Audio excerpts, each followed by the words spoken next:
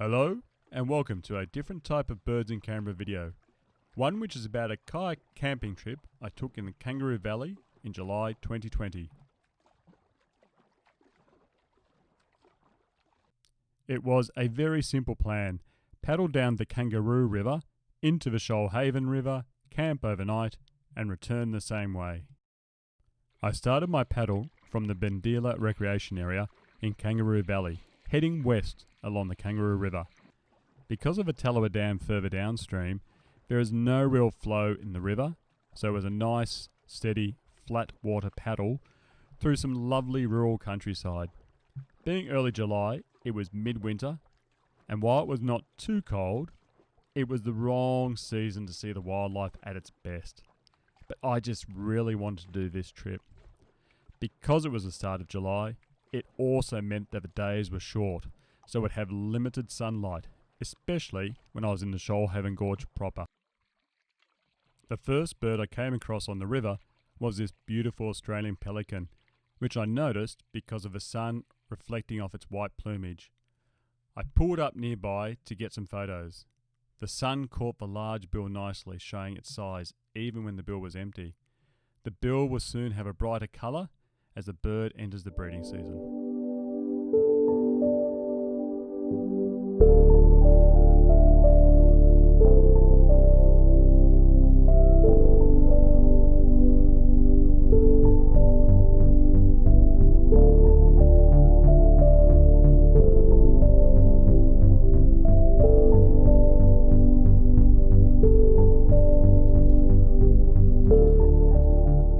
Continuing along the Kangaroo River, the countryside changed to forest, but I could still see the impacts of the bushfires earlier in the year. However, the further west I went, the more I got into forest that was recovering well. Down on the river, it was nice and wide and a pleasure to paddle on, with some light wind every now and then to help keep me cool. After a while, I found myself paddling through a beautiful little gorge with vertical sides. I kept wanting to take a photo, and I ended up stopping when I saw a lone tree standing tall on a prominent rock.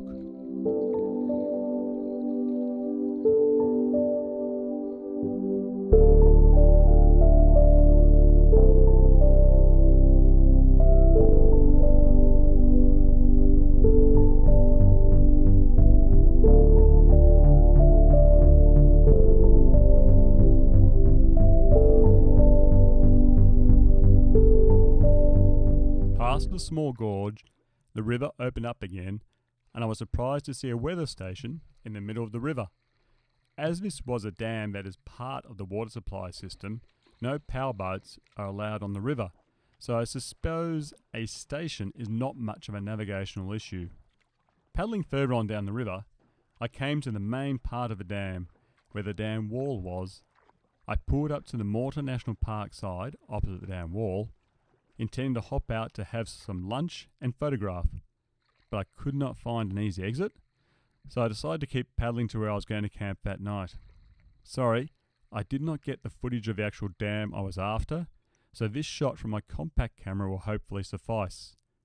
This is the view from the dam across the spillway to where the river continues on the other side of the dam wall. To get to the campsite, I paddled northwest up the Shoalhaven River for a few kilometres. The surrounding countryside all appeared to be natural forest with not much fire damage. In the distance, I could see the start of the Shoalhaven Gorge, but I really needed to get some lunch into me after the 2-hour drive from Canberra, then the 3-hour paddle I had just done. Flyland campsite looked like a really nice place to have a bite to eat and a bit of a rest. After a quick but delicious camp lunch, I hopped back in my kayak for a leisurely paddle further west into the Shoalhaven Gorge. Initially, I paddled across the river to get a better view down through the start of the gorge before I paddled into the gorge itself. I made for the southern bank again because that was where there were some good remnants of the sunken forest. That was, trees that had become flooded in the mid-1970s with the creation of Tallowa Dam.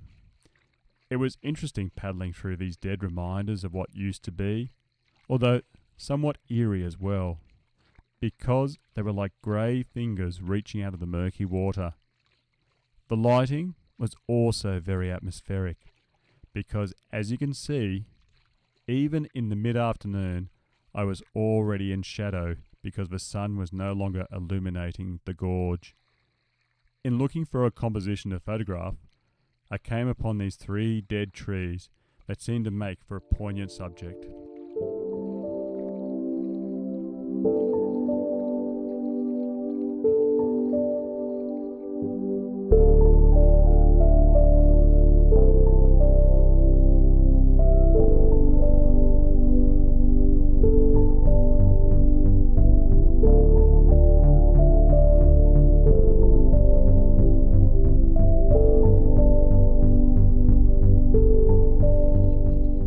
I cut my paddle short because the light was not really there anymore. I could see sunlight on the escarpment above, but that just made the dynamic range of any photograph larger. In an effort to show the scene, I took a series of handheld shots, which I later merged together in Lightroom.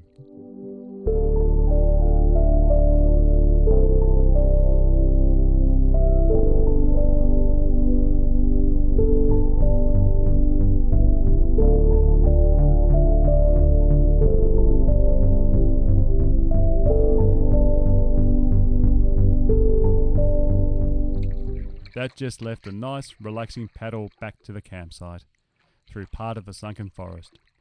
I did not pull out my DSLR again, as I was still getting used to taking photos from a kayak, and I preferred to be near the shore to steady myself.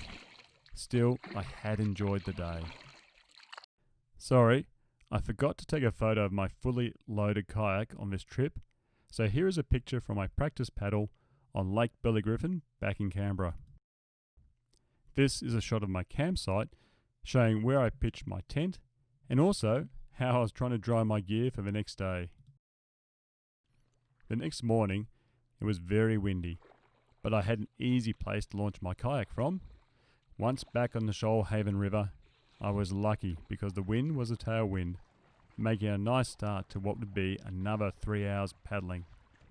The only problem I had was with my ad hoc arrangement for holding my GoPro, which failed as I was heading back towards the dam wall. I didn't sort it out until I was back on the Kangaroo River, where I found my tailwind was now a headwind and not so much fun paddling into. Still, I was happy being on this beautiful river. I continued back past the weather station, and the wind was either dropping or the terrain was blocking it. I didn't complain either way. I was just happy there was less wind. The smoke on the left-hand side of this shot is from a group who were also camping, and you can see their canoe in the water. Shortly after passing them, I was back into the small gorge again. I really just wanted to look for compositions, but the day was overcast, so it was hard to find any light for a shot. So I just enjoyed being in the moment, cruising through this natural beauty. Paddling on, the river widened out, and there was a hint of blue sky starting to make an appearance. It was then that I came across some little black cormorants. This was mid-morning, so they had probably finished looking for food. I carefully pulled into the nearby bank to have a steady spot to take a photograph from. In some respects, these birds have probably benefited from the dam, as it has increased the amount of calm water to find food in. Now, just to let you know, after the shot of these cormorants, there will be a photo of some pelicans I came across on the paddle back, and then a little pied cormorant photograph.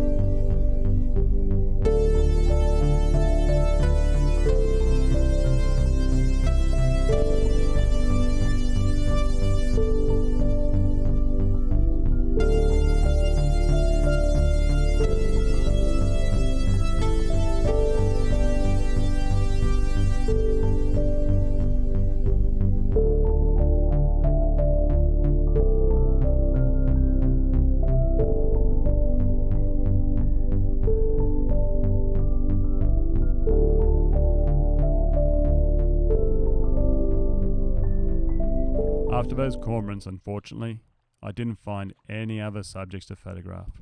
And of course, that was when the sun came out. I was not fussed. I just enjoyed being on the river on what had become a very nice day.